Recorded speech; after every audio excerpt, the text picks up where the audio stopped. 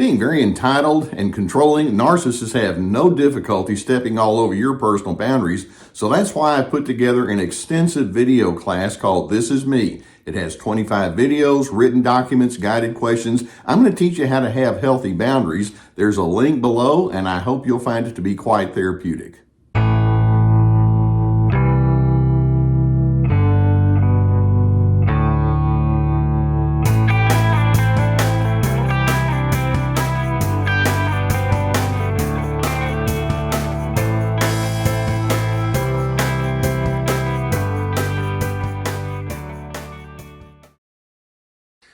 Whatever the status of a relationship you have, whether it's at work or in a social setting, of course, with the people that you live with in your immediate family or extended family, and then in organizations, etc., in any of the relationships that you have, one of the things that you're going to naturally desire is you want to be seen.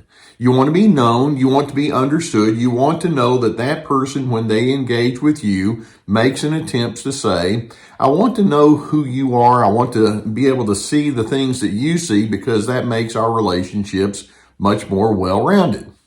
Now, do you ever think of a narcissist as being the kind of person that does that? One of the things that tends to inhibit the ability to see another individual just for what they are is the various biases that we bring with us. Now, every one of us has a bias. For example, you can have a religious bias. You can have cultural biases, based on where you were brought up. Your ethnicity can bias you toward the way that you interpret life. Your gender can make you interpret things a little bit differently. And smart and growing and healthy individuals will say, well, I'm aware that I have biases. And so as I engage with other individuals, I'm going to hold my biases enough in check so that I can know you, and there's not going to be this superimposing kind of a mindset that they bring. Narcissists, though, have biases that will greatly inhibit their ability to know you and see you for what you are. And there are specifically two biases that they hold that go beyond the ones that I just mentioned. First, narcissists hold what we refer to as a competence bias. Now, what I mean by competence bias is, in their mind, they think, well, I'm a pretty smart person, and I really do know who I am. I have a lot of competence. In fact, I have an intelligence and an insight and knowledge that the average person out there just doesn't have. And so they have a pretty strong impression of who they are in that regard. And then a second bias they have, and this is one that's very familiar to many people, is what we refer to as the confirmation bias. And in the confirmation bias, basically, they seek evidences, whether it's accurate or not, to prove how right they are and how wrong someone else is. For example, taking those two ingredients together, the competence bias and the confirmation bias, let's just use a simple illustration that, where you realize that you're at a different place of managing things than that narcissist. And you make a statement about that. You say, hey, I'm thinking differently from you, and I'd like for you to consider this instead of that. In their competence bias, the narcissist can think, well, you're wrong. I have to be right. And so their bias naturally presumes that you don't know what you're talking about. And then when you say, well, but I really do believe in what I'm saying here, then in their confirmation bias, they'll say, see, this illustrates how argumentative you are. And it's a can't win kind of a situation for you. And it's the ultimate frustration, because you walk away thinking, this person doesn't know me. This person doesn't see me for who I am. They don't care what I bring to the equation. It's all about that other individual. And the narcissist is thinking, no, it's not that. It's just, I know more than you. And I just make more sense than you do. And you keep proving why I need to just dismiss you and elevate myself. That's how they operate. And the net result is the narcissist is going to have all sorts of patterns and predictabilities. For example, one of the first things you're going to notice is they're going to operate on the assumption that says, don't bother me with the truth because my mind is already made up. How many times have you engaged with that person who clearly doesn't understand you? You try to bring them up to speed, and it's like, no, whatever's true that you think, forget it. I already know everything. Likewise, when you encounter that narcissist who have these biases, you're going to notice they have a very strong lack of curiosity, but then that's also going to turn into a very strong inclination towards criticism. Not only are they not curious about who they are, they just criticize what they see in you rather than thinking, I wonder what that means. I wonder what I can learn from you. They don't think that way. Being overconfident in themselves with that competence bias, they don't learn. They don't feel like they have to take in any kind of input at all. Instead, as you attempt to talk with them about some of the things that they could learn or know more fully, what you'll get is lots of rationalization and justification. These folks can be absurdly defensive when it comes to the thought that says you might be able to pick up on some new information. In their competence bias, it's like, no, I don't need that. And then again, when you hold on to your ground, it's like, you're just the most difficult person I want to know. And you can, they confirm what makes them feel better, whether it's accurate or not. It's a whole different story. Likewise, these individuals tend to gravitate toward other persons who will share their biases with them. As a result, they don't want to be stretched. They don't want to be challenged. They like to be around yes people, flying monkeys, and all the rest.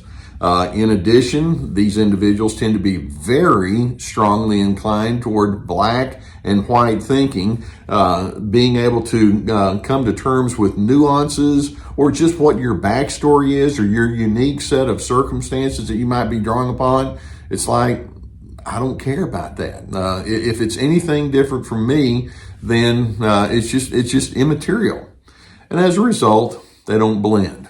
I mean, like when I say they don't blend at all. And so you can summarize that narcissist who is unable to see you for what you are or appreciate you for what you are and has this competence and this confirmation bias that they bring. You can summarize their mindset by them saying to you, look, I know so many things that you don't know, and you keep proving me right. That's how they operate. And so this has multiple implications for you as you're trying to come to terms with these individuals. And first and foremost, we're going to say, keep in mind, knowing that they have the bias that they have against you, your attempts to explain your reasoning is not going to go well. You're going to be naturally ridiculed and mocked and invalidated. And then when you say, we need to have a better atmosphere around here. Come on. They're going to think, we sure do, and it needs to conform with me. They insist upon conformity because you're the one that's wrong. Of course, that's part of the, you can see that it flows real quickly into the victim mindset that they carry. Another implication this has for you is you're never going to hear that narcissistic person say, I was wrong, or I'm sorry, will you forgive me? Because they're the competent person in the room. You're the one that's not. And then your disagreement with them just illustrates like you're the one that needs to apologize to me. And again, that's how they think. Another implication this is going to have for you, and this is so important for you to remember, and that is any assertiveness that you have with that narcissist is going to be a solo effort. Now, notice that I didn't say don't even try to be assertive with that person or don't try to set boundaries. Many times people will say, well, I tried to set boundaries or I tried to be assertive and it didn't work. And what they mean is the other person didn't appreciate what I was saying or doing that about me establishing my own distinctive.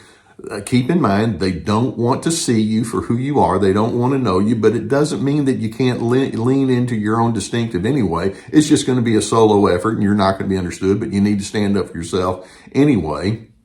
And that being the case, you're going to be met with lots of defensiveness, and whatever relationship you have with that person is going to be both superficial and it's going to be fragile at best because it's only a matter of time before it's just going to collapse simply because they can't deal with anything beyond you affirming their competence, etc. So the narcissist honestly does believe that they have the greater competence. And whenever you show your differences, sure enough, they think of that as further proof that you are just a thorn in their side and they just can't stand being with you.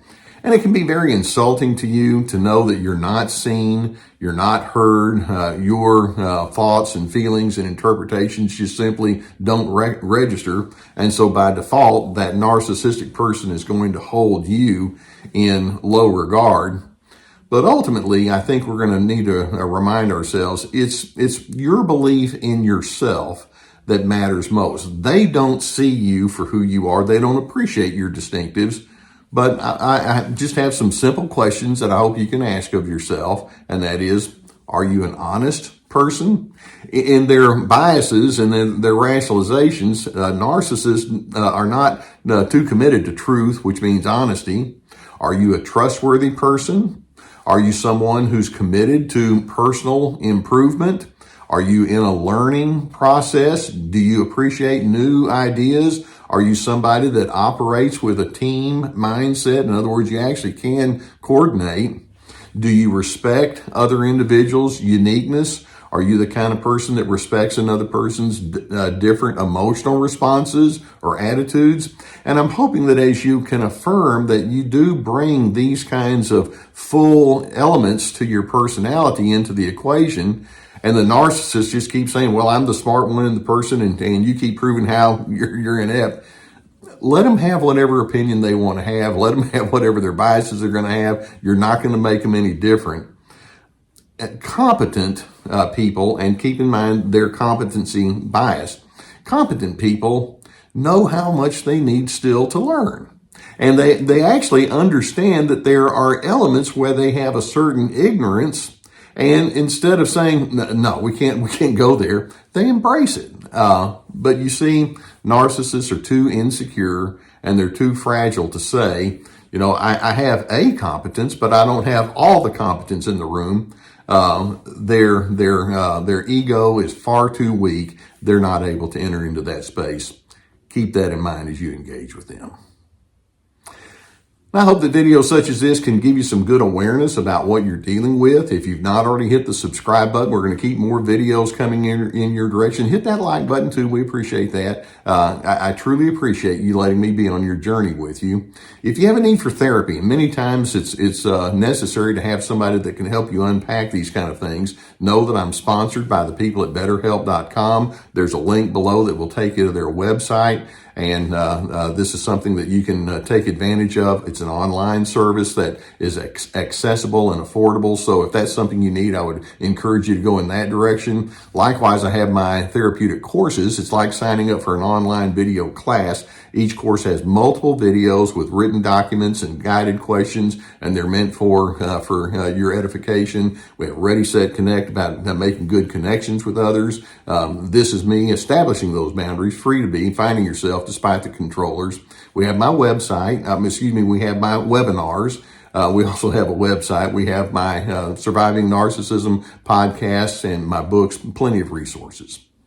Okay, you may actually walk away from that narcissistic person repeatedly thinking, that person doesn't see me for who I am. And that's just part of the equation. Factor that in. But I hope, like I say, that you can see yourself accurately. And in doing so, it sets you up to be a person of steadiness, which then allows you to find peace.